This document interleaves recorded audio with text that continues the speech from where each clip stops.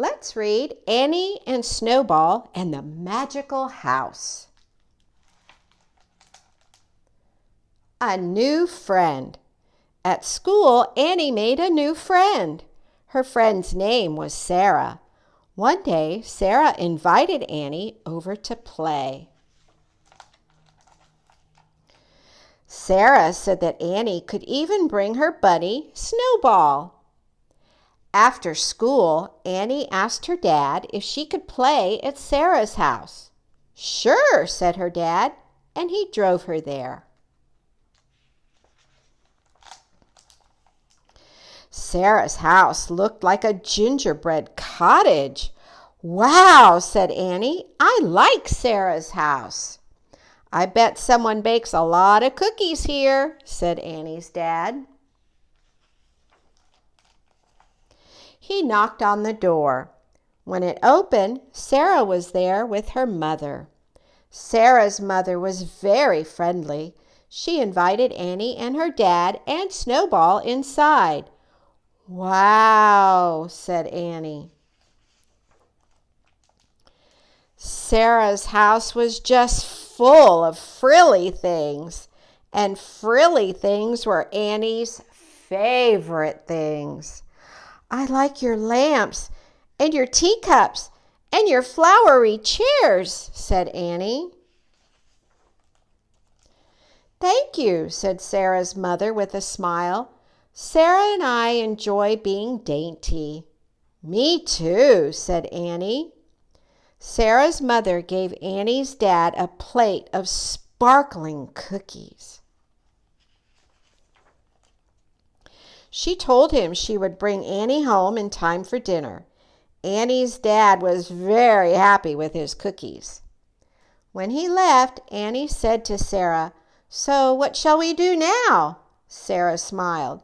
"I have an idea," she said. Fairy tea.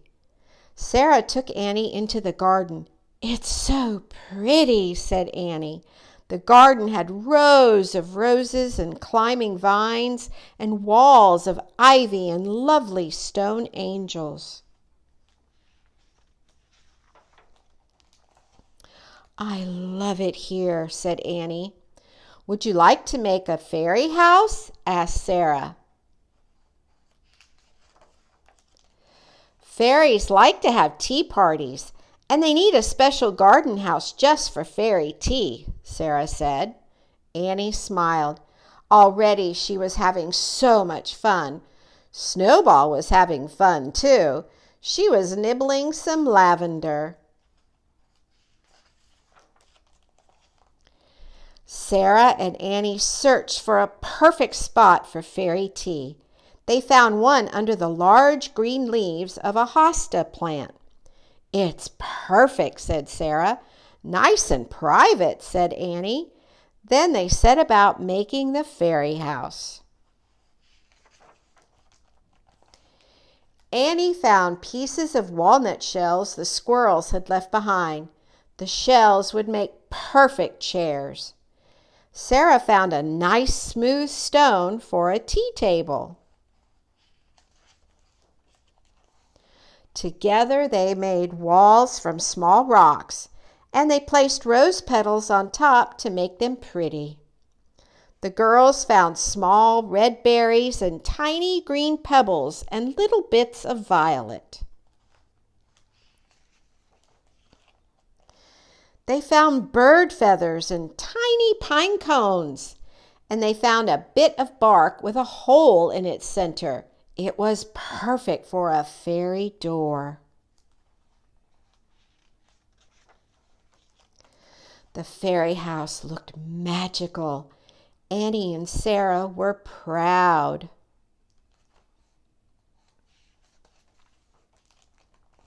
"I wish the fairies would invite us for tea," said Annie.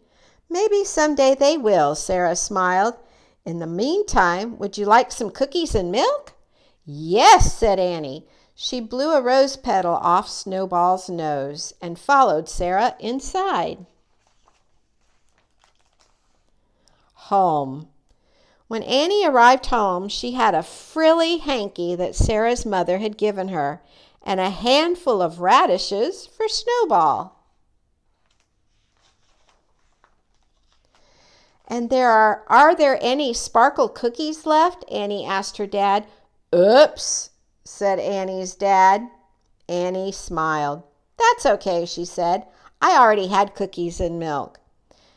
Me too, said Annie's dad, smiling back. Did you have fun at Sarah's house? He asked. Annie thought about the garden and the fairy house and all of the fairy tea parties to come. She nodded her head. Yes, she said, it was magical. The end. Thank you for reading with me.